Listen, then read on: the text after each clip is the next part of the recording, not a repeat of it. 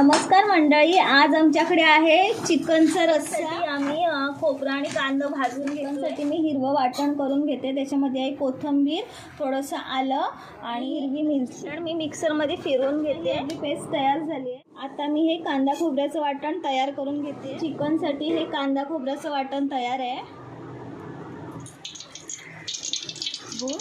रश्श्यासाठी आपण भांड्यामध्ये तेल ओतून घेतलं आहे। आता त्याच्यामध्ये कांदा आणि लसूण घालूया।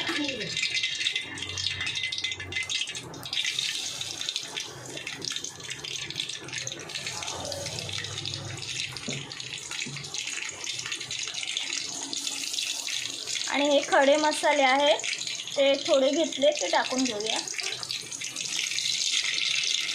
आता कांदा आपण लालसर करून घ्यायचा आहे।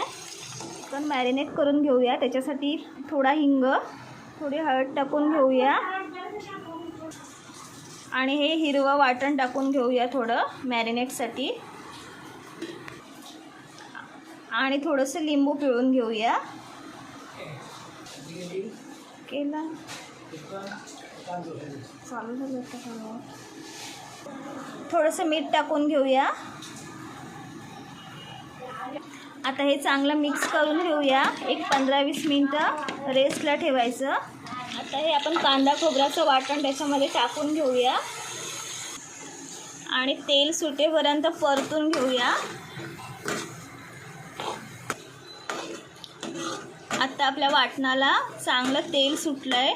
आता त्याच्यामध्ये आपण हे सगळे मसाले ॲड करून घेऊया। त्याच्यामध्ये आहे हिंग, धणा पावडर, हळद, चिकन मसाला आणि आपला कोकणी मसाला। हे सगळं आपण ह्याच्यामध्ये ॲड करून घेऊया आणि हेही चांगलं परतून घ्यायचं आहे। आता हा मसाला तेल सुटेपर्यंत चांगला परतून घ्यायचा आहे। एक 5-10 मिनटं लागतील परतण्यासाठी। मसाला करपायला नको म्हणून थोडंसं पाणी घालून घेऊया एक पळी त्याच्यामध्ये, म्हणजे ते खाली लागणार नाही। आता हे बघा साईडला तेल सुटलेलं दिसतोय। आता आपला हा मसाला तयार आहे। आता ह्याच्यामध्ये आपण चिकन घालून घेऊया। आता हे चिकन चांगलं मिक्स करून घेऊया।